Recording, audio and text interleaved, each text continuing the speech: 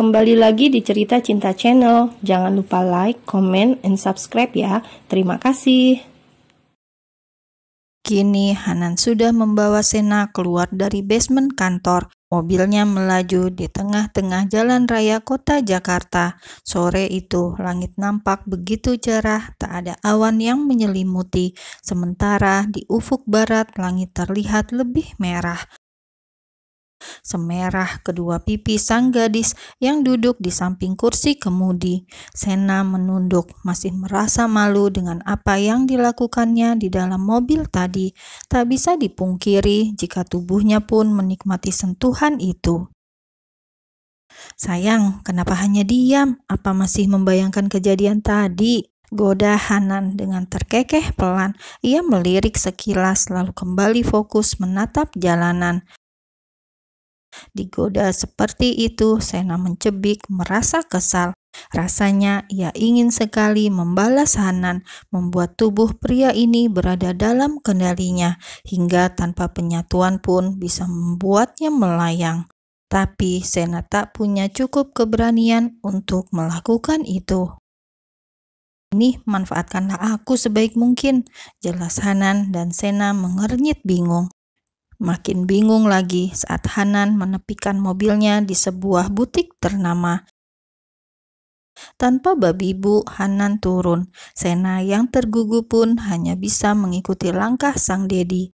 Bahkan Sena sedikit berlari menerima uluran tangan Hanan.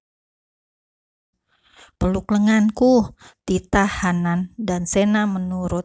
Sena pun begitu menyukai memeluk lengan Hanan jika sedang berjalan seperti ini, terasa nyaman dan begitu dekat.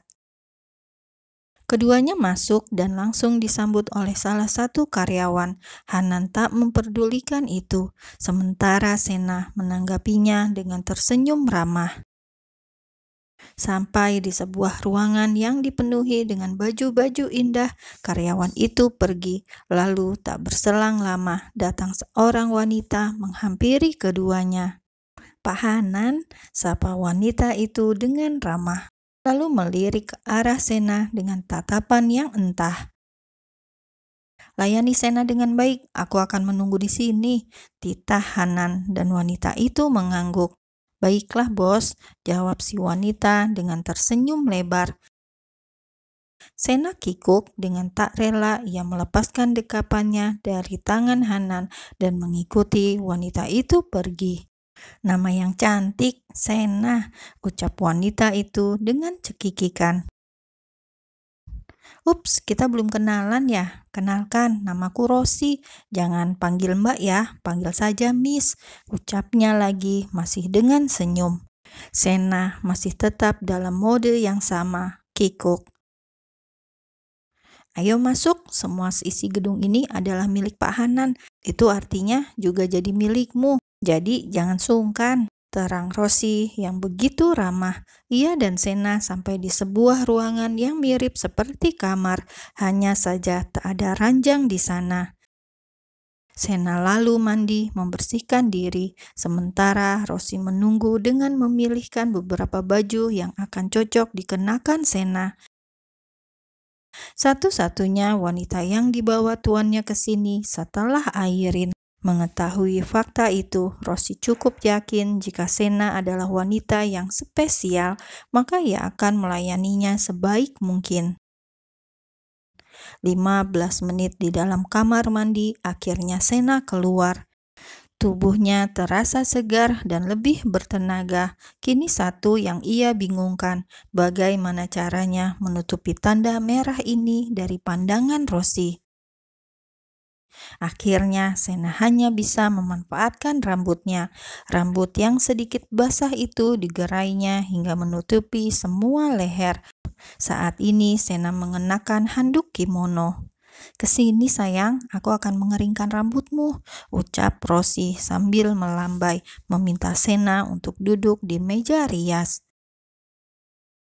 "Tidak, Miss, biar aku keringkan sendiri," jawab Sena gugup.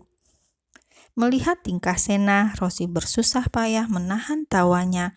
Tanda merah itu nampak jelas di matanya, mustahil untuk disembunyikan. Di mana Pak Hanan menemukan gadis lugu seperti ini? Batin Rosi. Jika dilihat-lihat, Sena sedikit mirip dengan Airin. Lesung di pipi kirinya itu, batin Rosi lagi dengan raut wajah menilai. Tapi tetap saja beda, Sena lebih muda. Setelah membatin itu, Rosi terkekeh. Jangan sungkan, aku sudah melihat semuanya, celetuk Rosi setelah kekehannya mereda. Mendengar itu, Sena menurunkan pandangannya, merasa malu, lalu mengikuti semua perintah Rosi dengan patuh.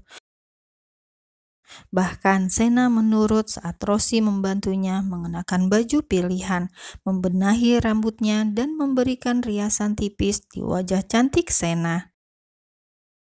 Selesai, ucap Rosi dengan bangga. Ia begitu bahagia melihat Sena yang terlihat sangat cantik. Berkali-kali lipat kecantikan Sena bertambah.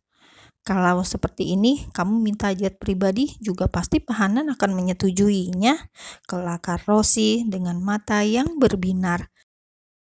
Diam-diam Sena mengulum senyumnya. Ia pun merasa terkejut dengan perubahannya sendiri.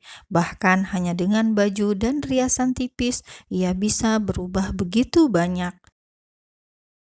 Terima kasih, Miss, ucap Sena tulus. Ia berterima kasih karena Rosi membuatnya terlihat begitu cantik. Sama-sama, sayang, jawab Rosi tak kalah tulusnya. Sekarang, ayo kita keluar, ajak Rosi dan Sena mengangguk setuju. Di luar sana, Hanan sudah menunggu. Tatapannya terkunci, menatap takjub pada sang wanita yang berjalan menghampiri dirinya. Airin, batin Hanan. Kini Sena nampak bukan seperti Sena. Kini Sena seolah berubah menjadi seorang Cinderella yang sedang mengenakan sepatu kaca, begitu cantik dan mempesona. Makin Sena mendekat, bayangan Airin makin terasa melekat. Namun sejurus kemudian Hanan menggelengkan kepalanya pelan. Bukan, gadisku adalah Sena, bukan Airin, batinnya yakin. Semakin yakin saat Sena sudah berdiri tepat di hadapannya. Cantik, ucap Hanan langsung, dan satu kata itu berhasil membuat pipi Sena berubah jadi merona. Rosi yang melihat keduanya pun merasa ikut berbunga-bunga.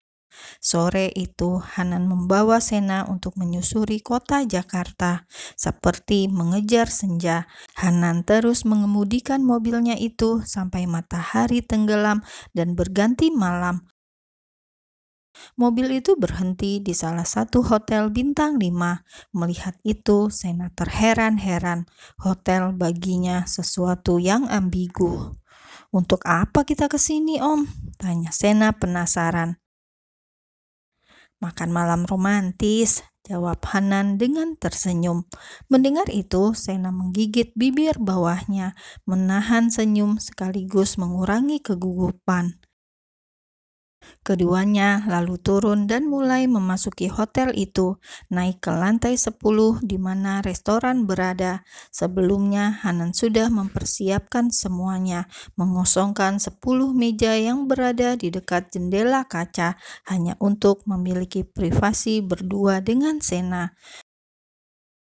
Kedua mata Sena berbinar saat mereka sampai di meja makan, meja yang sudah dihias begitu cantik, lengkap dengan pemandangan malam yang tak kalah indahnya. Dari atas sini mereka bisa melihat gemerlapnya kota Jakarta di malam ini. Diperlakukan seperti ini, Sena merasa seperti wanita di TV-TV yang selalu diajak makan malam romantis oleh sang kekasih. Bahkan Hanan menarik kursinya dan mempersilahkan Sena untuk duduk lebih dulu. Belum apa-apa, ia sudah meleleh. Apa kamu suka? Tanya Hanan saat keduanya sudah duduk sempurna. Suka, Om, jawab Sena dengan riangnya. Kalau begitu, aku tambah aturan kedua. Jika sedang berdua seperti ini, jangan panggil aku Om. Panggillah dengan sebutan sayang atau Mas.